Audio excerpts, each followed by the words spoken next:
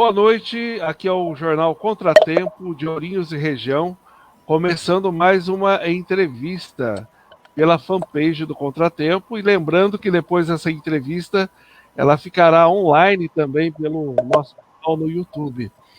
E é importante também que vocês entrem lá no YouTube e também acompanhem a nossa página por lá.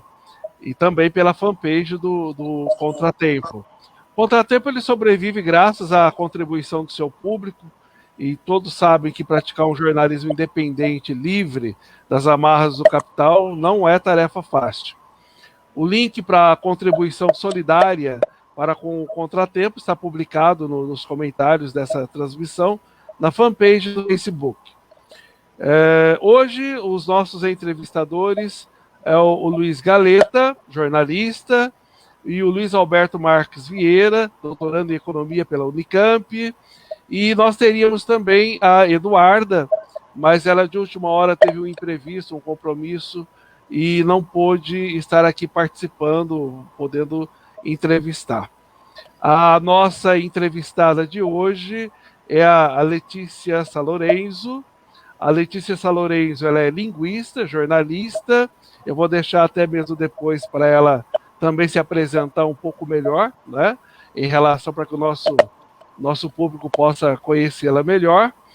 E de imediato, para a gente até mesmo ela depois poder se apresentar, mas eu já gostaria de imediato lançar uma pergunta para que ela possa começar inicialmente já conversando conosco.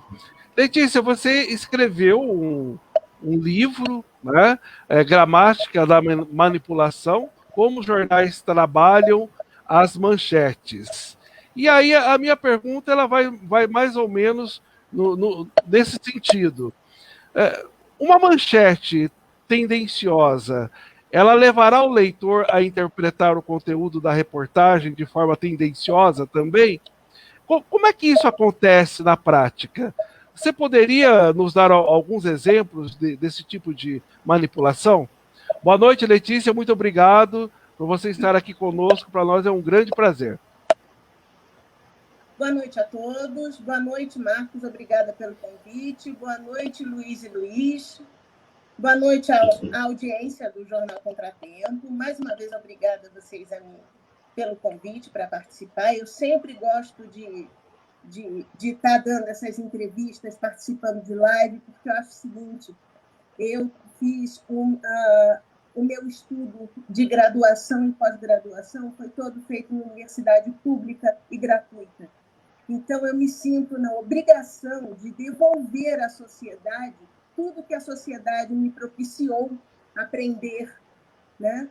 Então, eu faço questão de... Eu escrevo livro, eu participo de blog, eu escrevo para sites, eu faço o que for para levar todo esse conhecimento científico adiante. Bom, a sua pergunta. Eu peguei no meu livro um estudo da Eli Kosminski, foi um estudo de 1977, que ela pegou uma turma de psicologia e apresentou para a turma o mesmo texto que contava a história de uma enfermeira que estava ela trabalhava numa casa de repouso, numa casa para quem é de problemas mentais, né? E ela pegou uma paciente interna da casa que tinha problemas de peso. E ela prescreveu uma série de exercícios e uma dieta para essa paciente. Então, o nome da enfermeira era Debbie e o nome dessa paciente era Betty. E, em inglês, a história era a mesma, o texto contando a história era o mesmo. Só que havia 2 títulos diferentes para o mesmo texto. Um era Betty's Weight Problem, o problema de peso da Betty, e o outro era o trabalho de enfermagem da Debbie, Debbie's Nursing Assignment. Tá? Eu estou falando em inglês porque, no inglês, o nome da personagem vem para frente da frase, né? E o que aconteceu? A turma foi dividida, então o pessoal que leu o texto, o pessoal lia o texto com um título diferente, e depois de ler o texto, eles tinham que contar o máximo que se lembrassem da história, sem mexer na história. E eles escreveram, tinha que fazer uma redação em cima disso. E o pessoal que leu o texto a partir da perspectiva da enfermeira, Debbie's Nursing Assignment, eles contaram a história inserindo a Beth. No momento em que o pessoal que tinha que contar a história a partir do ponto de vista da Beth, ou seja, a Beth's Weight Problem, o problema de peso da Beth, a história era contada e a enfermeira era praticamente apagada da história. Então, a conclusão desse estudo foi que o título vai levar você a colher dentro daquele texto as informações que estão enunciadas na manchete. Então, isso daí, desde 1977, está comprovado. Tem vários outros estudos de psicologia em cima dessa teoria, que vão na mesma linha de comprovação. Tá? Então, não tem como dizer que um título pode... vai ser... não faz mal, não é tendencioso. É sim, e conduz à compreensão todinha do texto.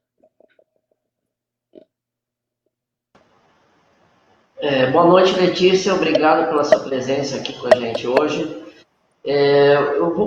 A minha pergunta, depois o Betinho vai complementar em cima do que eu vou falar, e aí depois você responde, tá? Então, o que eu quero saber é em relação às fake news, que a gente sabe que é uma ferramenta muito utilizada pela direita até antes da eleição de Jair Bolsonaro, e foi fartamente usada, e foi uma das grandes responsáveis pela eleição dele, e durante o governo dele, esses quase 2 anos, também é a tônica desse governo, e na pandemia também, né? Está se utilizando muito. Então, eu queria saber, você como especialista no assunto, de que forma que isso, a consequência disso para não só o Brasil, mas a gente sabe que também acontece isso no mundo, aconteceu nas eleições do Trump. Quais as consequências disso para o nosso país? Letícia, deixa eu complementar que é contínua, né? Primeiro eu queria agradecer a sua presença, dizer que eu sou fã, eu adoro os textos da Madraça do Texto Ruim, que seu humor é ótimo, as suas análises do Lakoff, eu acho que para quem não é da área, elas são muito claras e ajudam a gente a compreender essa questão da comunicação, né? Com relação à pergunta, né? Em live recente, né, ao jornal GGN, você mostrou um certo ceticismo, né, na capacidade das esquerdas de enfrentarem o firehousing, né, das fake news, sem as mesmas armas, né? No entanto, a esquerda parece não ter propostas e bandeiras claras também. Ainda mais uma linguagem simples que seja acessível a todas as pessoas. Além disso, a estrutura de WhatsApp também está engatinhando, né, nas esquerdas. Não seria possível a gente construir uma poderosa estrutura de divulgação no WhatsApp e de divulgação de memes numa linguagem simples que permita fazer um combate efetivo? Essa é a pergunta. Obrigado. Bom, vamos lá. Questão das fake news. O homem aprende a mentir assim que ele adquire linguagem. Então, quando você vê uma criança de 3 anos falando, eu estava usando isso na minha aula ontem da UNB, a partir do momento que uma criança de 3 anos começa a falar, e ela, por exemplo, quebra o vaso da mãe, jogando bola no meio da sala, ela não vai dizer, mamãe, eu quebrei o vaso. Ela vai dizer, o vaso quebrou. Aí a mãe vai perguntar, mas espera aí, Joãozinho, quem foi que quebrou o vaso? Vai aparecer qualquer resposta. Foi o Batman. Então, no momento em que o Joãozinho entende que Se ele camuflar a verdade, ele não vai sofrer consequências desagradáveis e punitivas, então ele vai camuflar a verdade. O ser humano aprende isso aos 3 anos de idade. Então, manipular a verdade, distorcer e transformar a verdade em proveito de alguém ou de algum segmento, isso não é novidade para o ser humano. A grande questão das fake news é que esse processo de manipulação da verdade, ele é feito com metodologia e com um arcabouço teórico muito claro, tá? Você não fala uma mentira qualquer do nada a esmo. Você tem uma determinada mentira que vai provocar um determinado efeito para conseguir uma determinada consequência. Isso é muito importante a gente entender, tá? E é importante também a gente ter em mente que quem conta uma mentira está camuflando a verdade. Para que essa verdade está sendo camuflada? Aliás, que verdade é essa? Então, a partir desse momento, a gente já começa a entender que quem opera fake news é uma galera do submundo. É uma galera que não trabalha às claras. Como eles vão trabalhar isso? Eles vão trabalhar isso não pelo cérebro, mas pelo fígado. Eu não sei se vocês lembram em 2018, mas eu cheguei a ver alguns memes da direita dizendo que o Haddad, se fosse eleito, ele promulgaria, ele criaria uma lei da pedofilia e ele tornaria a pedofilia oficial no Brasil e autorizada e legal. A minha reação ao ver esse... Assim, qual seria a reação racional ao se ver uma notícia dessas? Você vai simplesmente ponderar e dizer, veja bem, isso não faz o menor sentido. Porque pedofilia, por definição, é um processo de dominação de um incapaz, de uma pessoa que não tem capacidade de discernimento ainda. Logo, fake news é moral e eticamente inviável e inaceitável. Então, você não pode esperar que um candidato, dentro de suas faculdades mentais, vá promulgar uma lei nesse sentido. Esse é o raciocínio. Esse é o ponto de vista racional para você explicar por que não haveria uma lei promulgando pedofilia no Brasil. Só que quem já não votaria no Haddad e viu aquilo, reagiu com ódio. Ai, que absurdo, esse petralha comunista, quer comer criancinha, fora Haddad, fora PT, vou votar no mito. Eu, 2 graduações, um mestrado, doutoranda, eu tenho estudos em fake news, eu tenho estudos em manipulação, eu tenho estudos em persuasão. Eu fui pega pelo fígado. Quando eu vi uma notícia dessas, eu falei, quem foi o canalha que teve a audácia de fazer um troço desses? Quem quis falar o sujeito que conta uma mentira dessa? Eu fiquei irada. A minha reação foi intempestiva, foi explosiva. Então, fake news, ela não foi feita para acionar teu neurônio. Ela foi feita para acionar tua bile, para acionar o teu fígado. Tá? O que está acontecendo? Eu gosto de fazer uma... Quando eu começo as minhas aulas de fake news, minhas palestras, eu gosto de fazer um paralelo entre o René Descartes e o Antônio Damasio. Porque o Descartes, ele dizia lá atrás, em 1600 e não sei quantos, 1700 e poucos, que o homem conseguia separar razão de emoção e que o cérebro era uma coisa à parte do corpo, que não tinha nada a ver com o corpo e que o homem poderia ser 100% racional e que isso diferenciava dos animais.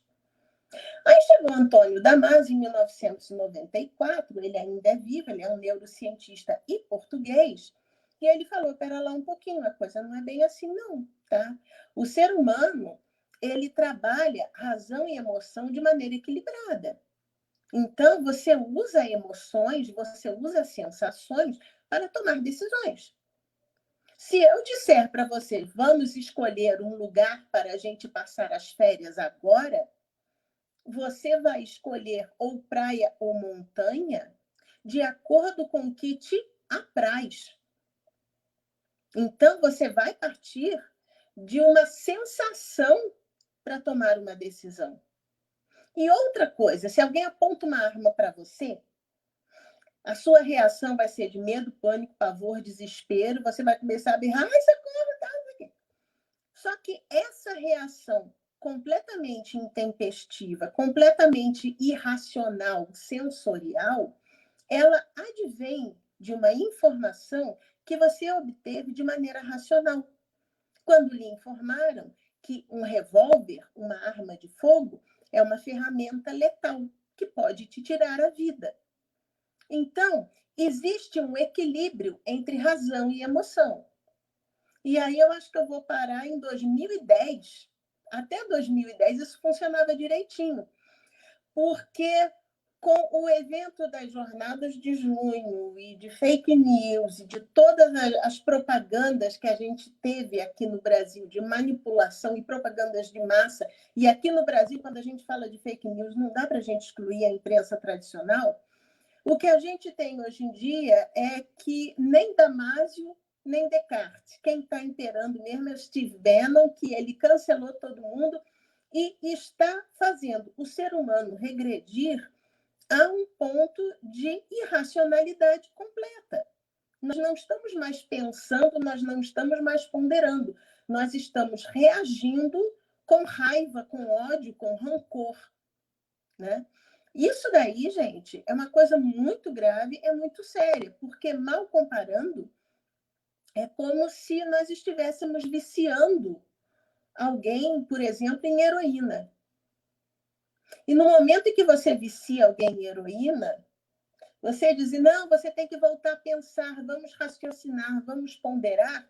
É mais ou menos como você virar para um cara viciado em heroína, que está curtindo o efeito da heroína. Neste momento, você virar para o cara e dizer, olha, a heroína faz mal a você, venha comigo, vamos correr a maratona, você tem que ser atleta, você tem que ser saudável. Se você fizer isso naquele momento com viciado em heroína, você mata o cara. Você tem que primeiro afastar o cara da heroína. Depois, você tem que curar o vício em heroína e curar a fissura que ele vai sentir nos primeiros momentos. Uma vez curado ou controlado, acho que o vício nunca se cura, né? Ele é controlado. Uma vez controlado esse vício, aí você começa o treinamento físico com ele. Não é da noite para o dia que você vai fazer o cara correr maratona, né? Então, nós estamos com um problema muito sério aqui e é um problema intelectual, é um problema racional que ele tem repercussões sociais, você tem consequências sobre a democracia, sobre a sociedade, sobre as relações interpessoais, né? Levanta a mão aqui quem já brigou com a família por causa de política ou por causa de várias outras questões, sabe? Então, nós estamos numa situação muito complicada. Eu respondi tudo?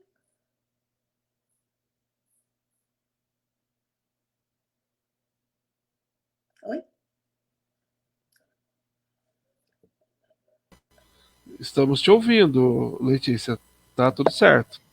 Tá, eu acho que eu já respondi ou ficou faltando alguma coisa? Eu acho que ficou completo. Para mim, sim, Letícia. Então, uma outra questão, Letícia, que é um dos dilemas da esquerda hoje, que é muito falado, é a falta de articulação e de efetividade da narrativa da esquerda para atingir a população. Você acredita que esse fenômeno é real? E como é que ele se apresenta? Como é que você percebe isso? Pois é. O grande problema da esquerda é que a esquerda acredita piamente que comunicação é uma questão de jornalismo e marketing em relações públicas. Em 2020, já na terceira década do século XXI, cara, isso era realidade em 1990. Está na hora de apertar o F5. sabe? Então, nós estamos vivendo um momento em que a realidade de você atingir o seu público-alvo, nós já chegamos num ponto tecnológico e num ponto de conhecimento em que você consegue atingir individualmente cada pessoa. Então, se a esquerda continuar separando ou categorizando a sociedade em trabalhadores, capitalistas e financistas, e funcionários públicos, e professores, e carteiros, e bancários, não vai funcionar. Não vai funcionar, porque hoje em dia a categorização é individual. É a Letícia, é o Luiz, é o Marcos, é o João, é a Maria. Se a Maria é funcionária pública, trabalha num banco privado, num banco estatal, se ela não é funcionária, se ela é estudante, se ela já morreu, se ela vai morrer, se ela ainda não nasceu, não importa. O que importa é que ela é um indivíduo e existe uma rede de inteligência artificial, os algoritmos de todas as redes sociais, que estão aprendendo pelo comportamento da Letícia nas redes sociais, eles estão dizendo qual é o perfil psicológico da Letícia e como eu agarro o fígado da Letícia. Eles sabem fazer isso, né? Então, no momento que você começa a discutir, companheiro, a minha luta contra o capital, meu irmão, tu já perdeu, esquece, tu já perdeu. Agora, o que a gente tem que fazer realmente é um trabalho de formiguinha, que nós estamos inviabilizados de fazer no momento, graças à pandemia. Nós vamos ter que chegar um a um e ir puxando devagarzinho a capacidade das pessoas de ponderarem. E ponderarem, elas podem ponderar com a sensação. Se você virar para elas e dizer, vem cá, quando foi a última vez que você fez um churrasco na laje? Quando foi a última vez você conseguiu comprar um carro? Não conseguiu? Quando foi? Porque hoje em dia você conseguiria comprar o carro? Por que não? Por causa do PT? Você tem certeza que foi por causa do PT que você não pode comprar o carro? E se quando você comprou o carro, era o PT que estava no governo? Então o PT te permitiu comprar o carro? Então, olha só, então acho que a sua ponderação não está funcionando muito bem. Vamos pensar. Então a gente tem que ir devagarinho, de grão em grão, de pouquinho em pouquinho, de um a um. Tá? Não vai ser da noite para o dia, não vai ser de repente. E sim, a esquerda tem que aprender não só a falar, mas também a esquerda tem que voltar a ouvir as pessoas. A esquerda saiu das ruas, a esquerda saiu das periferias, a esquerda não está nas igrejas pentecostais, né? E no momento em que você deixa esse vácuo social, as pessoas, vão outros atores sociais e ocupam esse vácuo. E as igrejas neopentecostais ocuparam muito bem, ocupadinho. Né? Com que consequência? Está aí o resultado, né?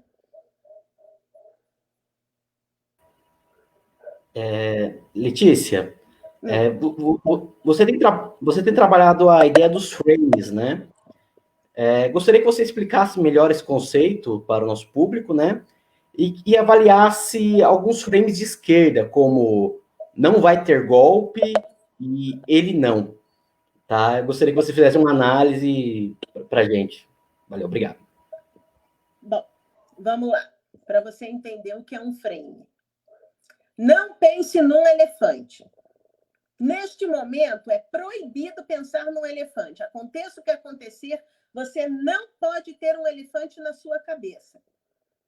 Tem um elefante sentado no meio do teu neurônio nesse momento, né?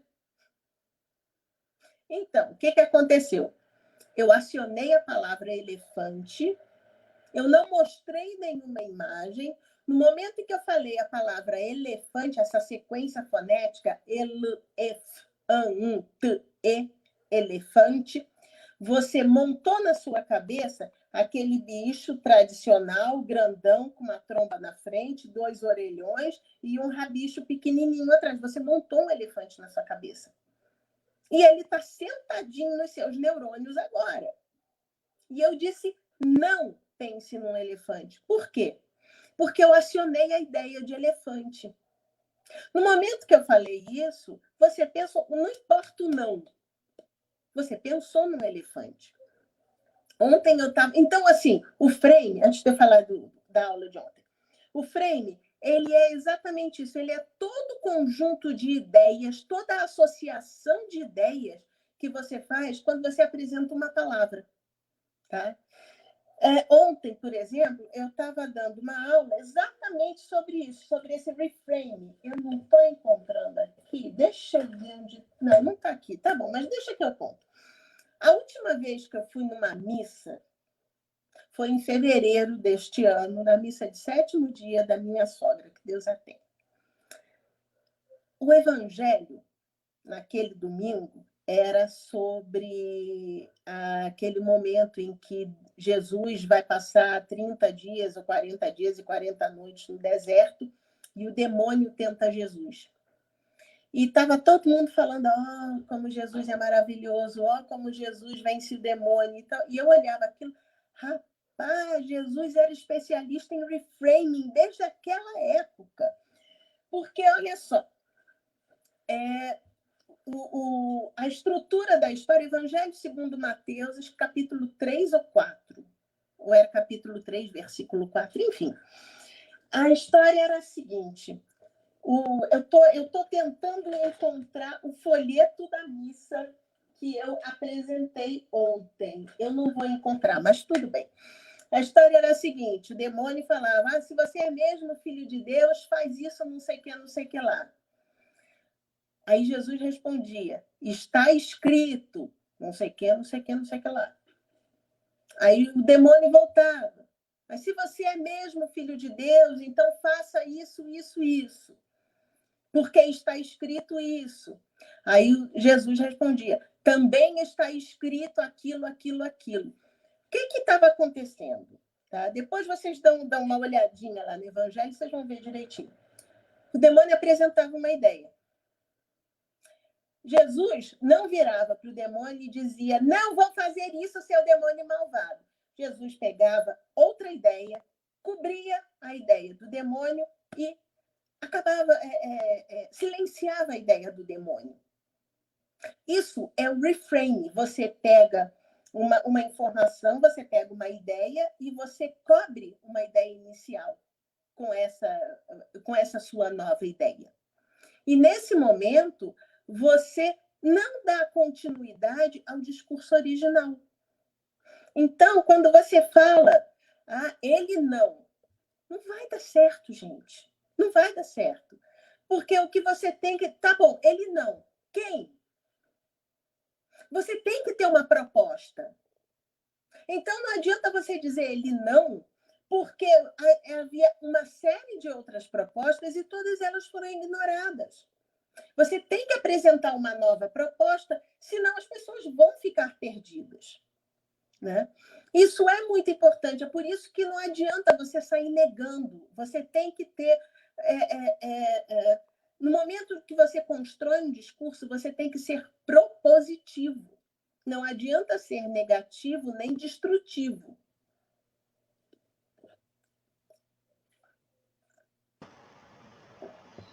Letícia, uma das grandes dificuldades da mídia independente hoje é como atingir as pessoas além da nossa bolha.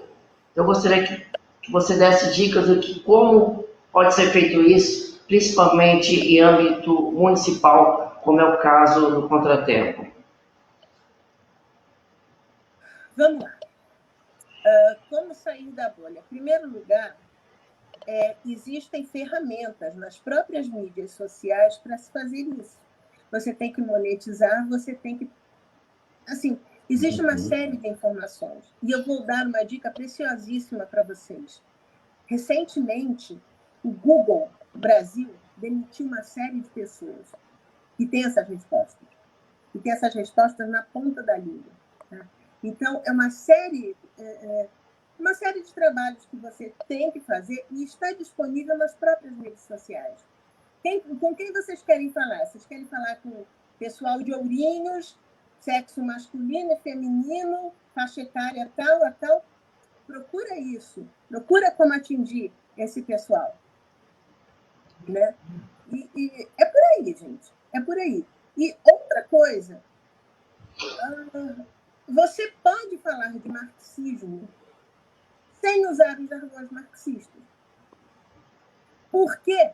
Cara, não existe tempo mais marxista hoje em dia do que hoje em dia.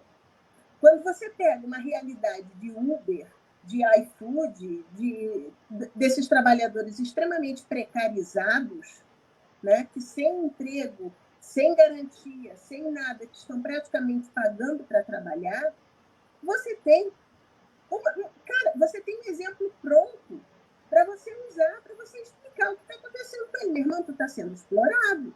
Não vem com esse papo de ser empreendedor, não, porque isso é conversa mole para boi dormir. Tu está sendo explorado. Empreendedor é o cara que está te explorando, cara. Você é um pobre infeliz que tá se esfalfelando para ganhar meio trocado. Né? Você não precisa usar os jargões de mais-valia, de lucro, de capital, de trabalho, para explicar isso. A realidade está lá. É só você explicitar isso. Né? Obrigado, Letícia.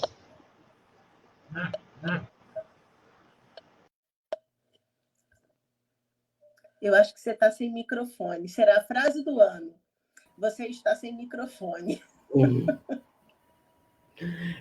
Letícia, você fez uma crítica muito, muito consistente sobre o discurso do Lula no 7 de setembro, né? Que deu toda aquela polêmica e tal, né? E era exatamente que o Lula foi incapaz de furar a bolha, né? Você partia o seu ponto era exatamente esse, que ele não conseguiu furar a bolha. E também os frames também não eram bons, né? Você só teve aquela questão o povo quer comida, não quer revólver, né? Uhum. Que você elogiou, mas ficou faltando ali, né? Só que em termos estratégicos, né? Parece que o Lula, desde 2015, ele você pega, por exemplo, aquele discurso, aquele filme Excelentíssimos, né? Tem um áudio dele que ele falou de uma reunião com a Dilma, que ele foi muito duro com a Dilma, teve uma reunião muito dura, que a esquerda não estava conseguindo falar sequer com o público dela. E que o mercado financeiro já tinha decidido que queria a cabeça da Dilma e que não queria conversa. Então não adiantava propor reforma previdenciária, que eles já tinham tomado a decisão dele, né? Caso o objetivo estratégico, né, do Lula, naquele discurso, fosse dar um sentido de luta à militância, como você avaliaria aquele discurso, né? Também e essa questão dos frames, né? Como que seria colocado nesse contexto? Muito obrigado. Bom, o discurso do Lula, o que eu falei foi o seguinte: o conteúdo estava muito bom e o formato estava uma bosta. Na verdade, a palavra que eu usei foi merda. Tá? Mas o que aconteceu? O Lula começava... O texto estava muito amargo. O Lula sabe como não ser amargo, ele sabe como ser agradável, ele sabe como ser sedutor para as pessoas. O texto estava amargo e ele mesclava demais dados negativos com dados positivos, aí voltava a falar de maneira negativa e começava a falar de economia e falava de outra coisa, aí voltava para a economia. Estava confuso, estava mal arrumado. A minha única crítica era, amigo, o que você tem que fazer é o que o Lakoff chama de sanduíche de frame. Você abre de maneira positiva, você coloca tudo de negativo que você tem que falar, que está acontecendo e que é negativo mesmo aqui, e você fecha com proposições. Então, você isola a negatividade com 2 blocos positivos. Isso não aconteceu, né? Isso não aconteceu. No momento que ele fizesse isso, ele estaria, de certa forma, furando a bolha. Tá? E outra coisa, esse discurso, ele foi assistido por quem? Ele foi assistido por 200 mil pessoas. Um cara que saiu com 86% de aprovação da presidência da República, ele não poderia se contentar com menos do que 15 milhões de views. Mas a mídia não dá. A mídia não dá. Esquece a mídia tradicional. Como é que a gente faz para impulsionar no Facebook e no YouTube? Como é que a gente faz para impulsionar o discurso do Lula? Quanto custa fazer para impulsionar o discurso do Lula? Né? É possível? E a outra pergunta também, a legislação partidária permite que a gente faça isso? Então tá. Porque falar, porque o Lula foi um verdadeiro estadista. Sim, ele foi. Mas dizer que Lula foi um verdadeiro estadista em comparação com o Jair Bolsonaro é o mesmo que dizer, olha, a Elizabeth II da Inglaterra sabe se sentar à mesa e sabe fazer uma refeição com talheres, ao contrário de Conga a gorila. Sabe? Mas tudo bem, a gente tem que reforçar a ideia de que o Lula é o estadista, Lula é o estadista, Lula é o estadista. Tá certo, tem que fazer isso. Mas só isso não é suficiente. A gente tinha que mostrar também que ele, além de ser estadista, ele sabe fazer proposições e ele tem propostas, ele tem ideias. Ele não apresentou ideias, ele mostrou os fatos negativos. Ele teria que pegar os fatos negativos e já cobrir com uma ideia para como resolver esses fatos negativos. E isso ele resolveu muito mal resolvido naquele texto. Tá? Então, a minha crítica ao Lula foi de redação. E foi uma crítica a um aluno, como professora de redação de português, foi uma crítica a um aluno que sempre tira 9 e 10 e que dessa vez tirou 6, 7. Diz, amigo, olha só, você fez isso, isso, isso, você tinha que fazer aquilo, aquilo, aquilo. Eu não detonei o Lula. Que absurdo, não sei o quê. Não, eu sei exatamente o que exigir e como otimizar aquele player, aquele aluno, né?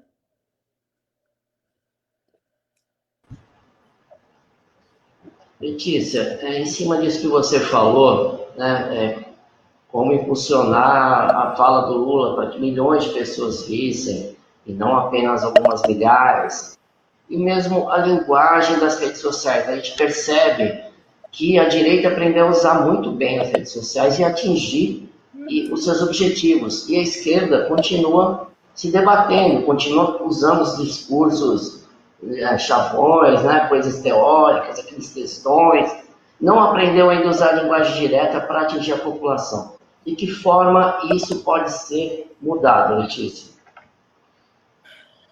Cara, essa é a pergunta do milhão, né? Essa é a pergunta do milhão. Cara, minha vontade é pegar a cabeça de cada um deles e bater contra a parede para ver se funciona. Tá?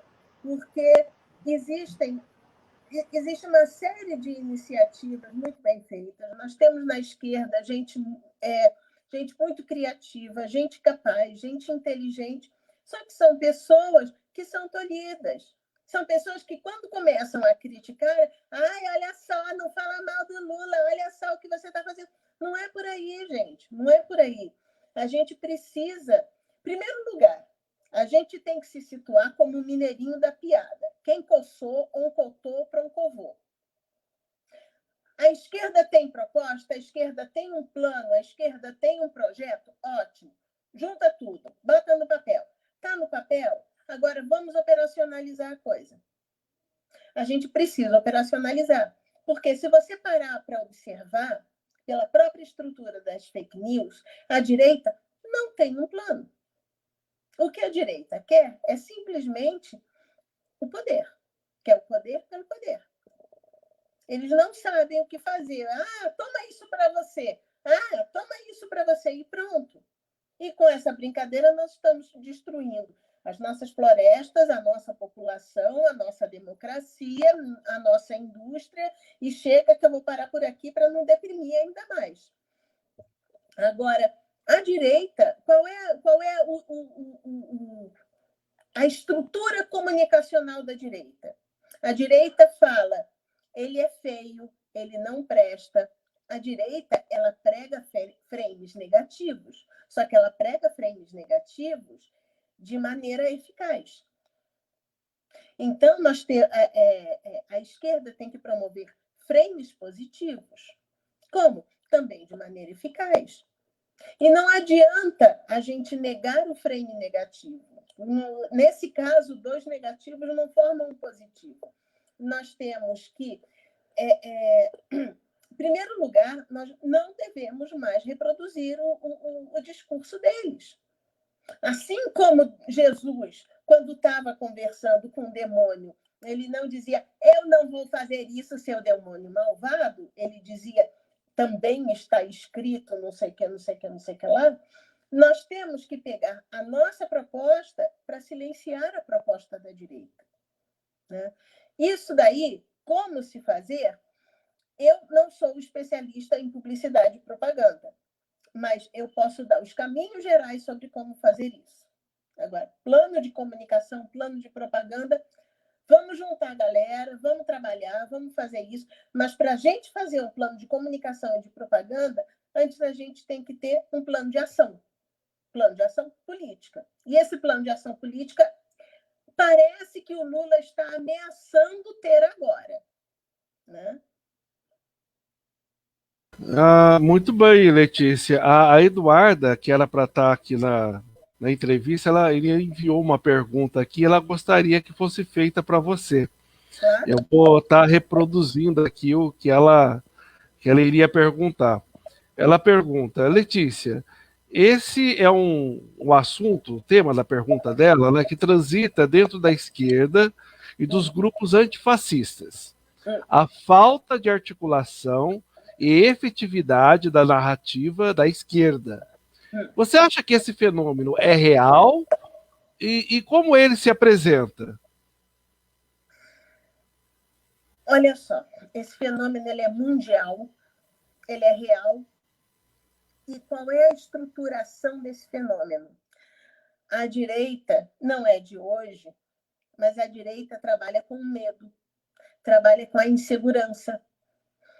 A direita nunca trabalhou com proposição.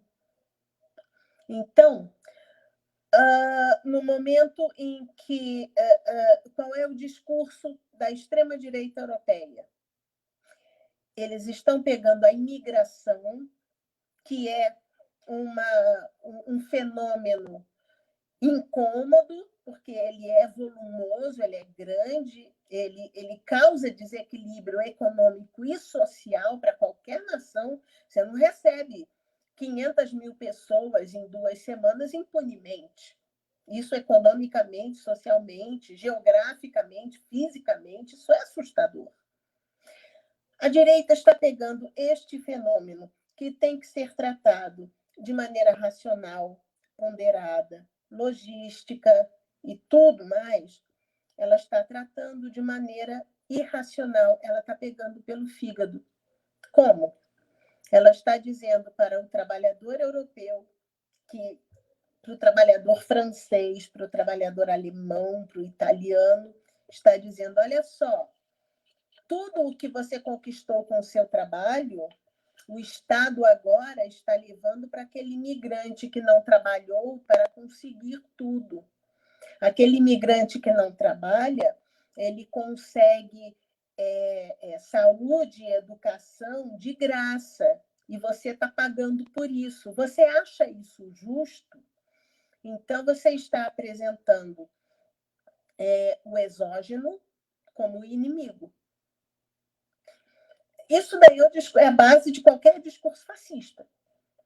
Só que hoje em dia você não pode identificar o fascista como fascista. Então, lá na Europa, eles falam, não, o nome disso é etnopluralismo. É uma palavra, inclusive, muito bonita, se você parar para pensar. Porque etno vem de etnia, de diferentes raças, diferentes povos. E pluralismo, você tem vários, né? Várias etnias, vários povos. Só que quando você vai ver qual é o significado desse etnopluralismo, é o seguinte, olha, eu sou católica e você é muçulmano, tá? Eu respeito profundamente, eu reconheço o seu direito a usar o véu, eu reconheço o seu direito a usar a Meca, só que aqui não, por favor, porque aqui é minha casa, você vai para outro lugar. Então, a proposta da extrema-direita é uma proposta destruidora, é uma proposta desagregadora, e não é uma proposta, porque não existe. O que existe da direita é você semear a cisânia, você semear a discórdia, você semear a insegurança e o ódio ao outro, ao diferente. Aqui no Brasil, nós não temos um problema latente de refugiados, tanto quanto a gente tem numa Itália, numa Alemanha, por exemplo. Mas como é que você faz isso? Você cria um problema. Olha os comunistas aí. Olha a Venezuela. Olha a China. Isso aqui vai virar uma Venezuela. Tá? E o que significa isso? Venezuela é tudo isso que está aí. E você continua sem definir. Então, na verdade, você não tem um fato. Você tem a possibilidade de uma ideia. E em cima dessa possibilidade de ideia, você constrói a sua insegurança. E aí você destrói a segurança dos outros. Né? É assim que a direita atua, é uma ação predatória. Letícia, desde 2014, a esquerda e o PT, principalmente, sofreu um processo de demonização de rótulo de que o PT representa corrupção. Se criou o antipetismo e nós sofremos as consequências disso na última eleição presidencial, né, onde se ganhou uma eleição em cima desse discurso. E a gente não consegue perceber uma reação da esquerda, não só do PT, mas da própria esquerda, de sair desse beco sem saída que foi colocado à esquerda. De que forma é possível reverter esse processo para a esquerda voltar ao poder? Vamos lá. Em primeiro lugar, todo e qualquer trabalho de fake news, como eu já disse isso aqui no Brasil, quem começou a semear esse pântano foi a imprensa tradicional. Porque o antipetismo, ele é um sentimento. Logo, ele não tem nenhuma base racional. Se você chegar para um antipetista perguntar por que a Dilma foi demitida, por que a Dilma foi empichada, eles vão dizer, por causa da Petrobras. Você vai pegar, tá bom, então vamos ver, o que tem da Dilma na Petrobras? Não tem nada. Não existe nada concreto contra a Dilma. Vai explicar isso para um antipetista. Ele não quer ouvir, ele não aceita ouvir isso, ele não vai entender isso. Por quê?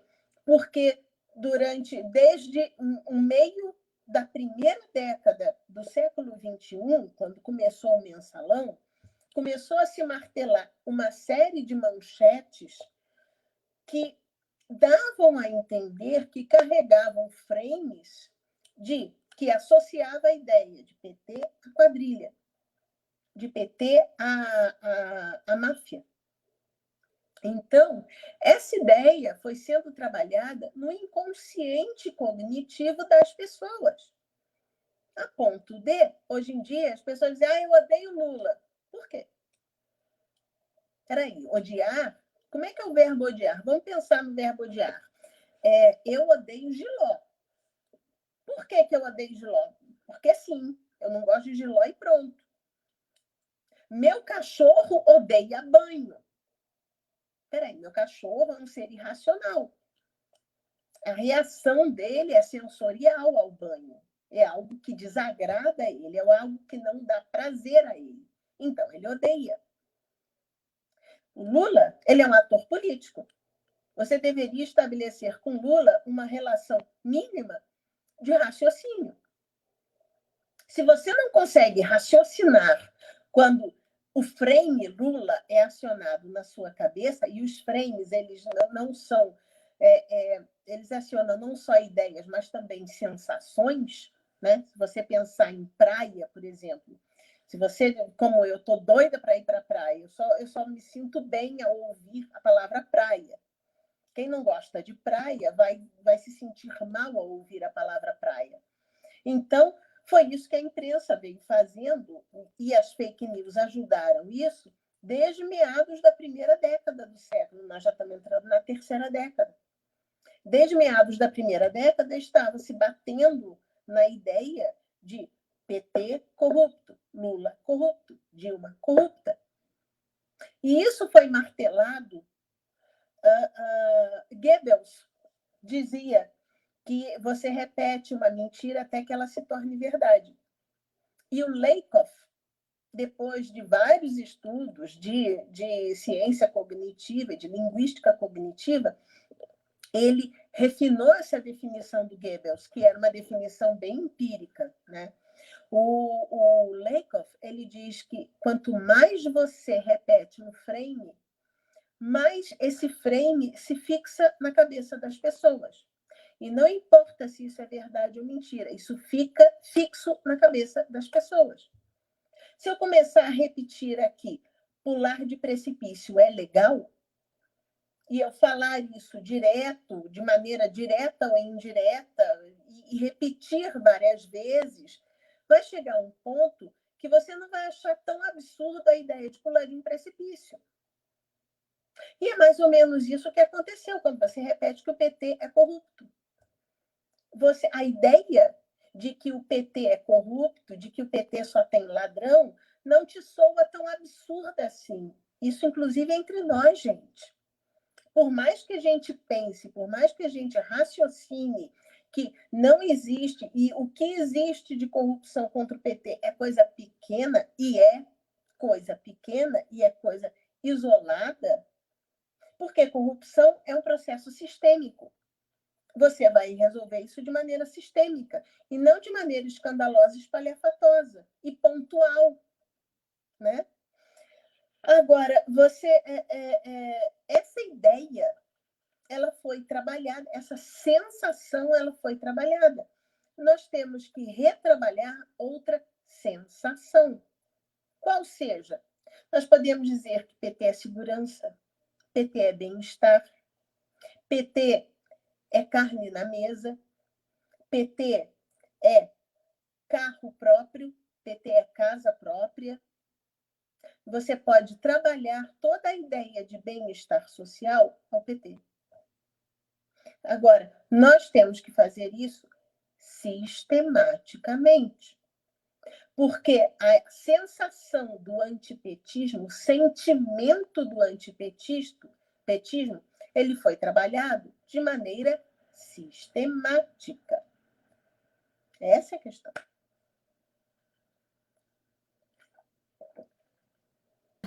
Muito bem, Letícia, olha, muito, muito bom. A gente tem recebido aqui umas devolutivas do pessoal que está acompanhando e tem dito que valeu muito a pena tá te ouvindo e em cima daquilo que o campo progressista deveria fazer, estar fazendo, e muitas vezes fica nessa de só rebater, olha, o cara é monstro, o cara é horrível, o cara é horroroso, e muitas vezes nós não propomos. É exatamente isso que você acabou de falar. Fazer. No momento em que você olha lá o que ele está fazendo, não chame a atenção para olha lá o que ele está fazendo. Se você fazer isso, é como se Jesus respondesse para o demônio. Ai, seu demônio malvado, eu não vou fazer isso. E Jesus não respondeu dessa forma ao demônio. Sabe? Nós temos que ter isso bem claro. Primeira coisa, o discurso de lá, esquece, anula, silencia. Nós temos que ter discurso próprio e nós temos que guerrar, vociferar esse discurso. Como a gente vai fazer isso? Em primeiro lugar, silenciando o lado de lá. Jamais reproduzindo o lado de lá, jamais repetindo o lado de lá. E ultimamente, a gente só tem reproduzido o lado de lá. Inclusive imprensa alternativa. Estou metendo o tempo na cara de vocês, sim, porque é Exatamente, é por isso que nós estamos aqui com você, para aprender uma verdadeira aula daquilo que a gente não deve fazer.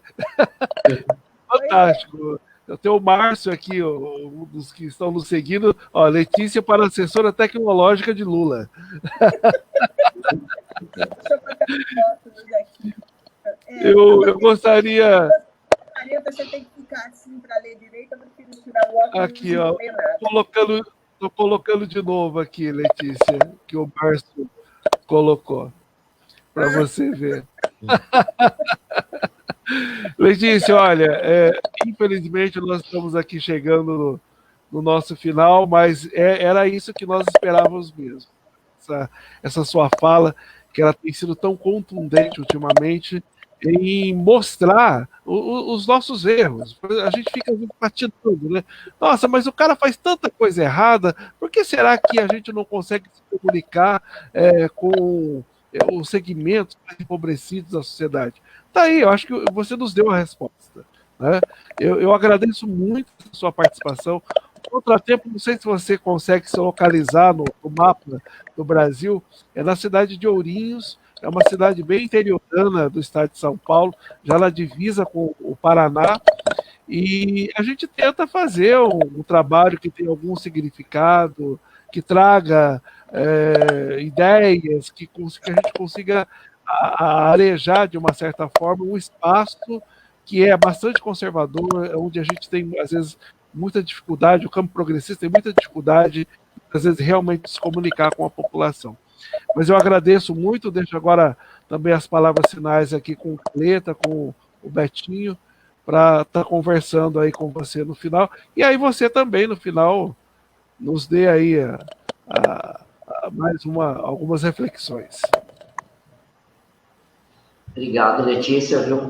Foi muito valiosa a sua participação e realmente para o trabalho que a gente procura fazer é muito importante isso, saber como se comunicar da maneira correta e combater isso que está, a situação que a gente está vivendo, né? De um governo fascista e que, ao mesmo tempo, apesar de tudo que está acontecendo, ele continua crescendo, ele continua em alta e ele continua se debatendo, é como você falou, a própria mídia independente, alternativa, muitas vezes não consegue utilizar a linguagem adequada, né, para contrapor isso, para combater isso. Então, muito importante sua presença aqui.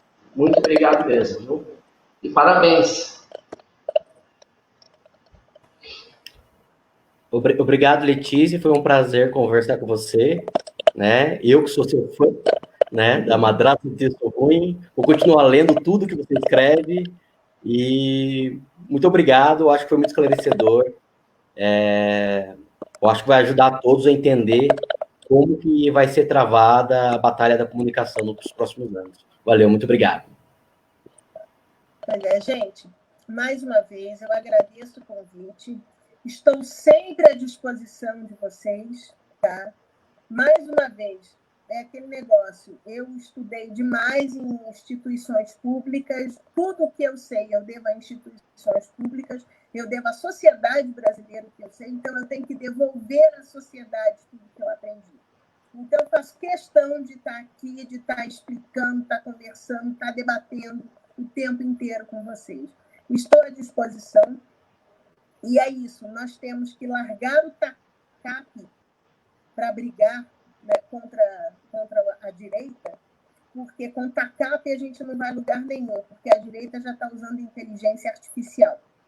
Nós temos que saber como usar essas ferramentas, porque, ao contrário do que a gente pensa, elas estão à nossa disposição. Só que essas ferramentas, elas também nos trazem, é aquele papo da tia do Peter Parker, né? Grandes poderes trazem grandes responsabilidades. Nós temos que saber como a gente vai usar isso, porque a maneira como a direita usa é uma maneira que, ética e moralmente, a gente não trabalha. E a direita conta que a gente não vai usar isso justamente por questões éticas e morais. Então, nós estamos em xeque. O que a gente faz? Nós temos que pensar isso, nós temos que debater isso, nós temos que ponderar isso Nós temos que ver até que ponto a gente usa esses mecanismos, ou até que ponto a gente começa a coibir profundamente o uso desses mecanismos, mas conhecendo eles, porque por mais que eles sejam proibidos, eles nunca deixarão de ser usados, porque essa galera não está nem aí para a lei, para agir da maneira certa, né? Então, as novas tecnologias nos trazem novos desafios e nós temos que dominar essas tecnologias e dominar esses mecanismos para seguir conversando com todo mundo. É isso, gente. Mais uma vez, obrigada. Boa noite a todos. Obrigado, Letícia. O agradecimento é todo nós. E para vocês que nos acompanharam aí ou vão assistir depois, acessem aí a fanpage do Contratempo no Facebook e também acompanhem o nosso canal no YouTube. Mais uma vez, obrigado, Letícia, pela sua disponibilidade, por a gente ter tido esse momento tão enriquecedor aqui para todos nós. Muito obrigado mesmo. Valeu.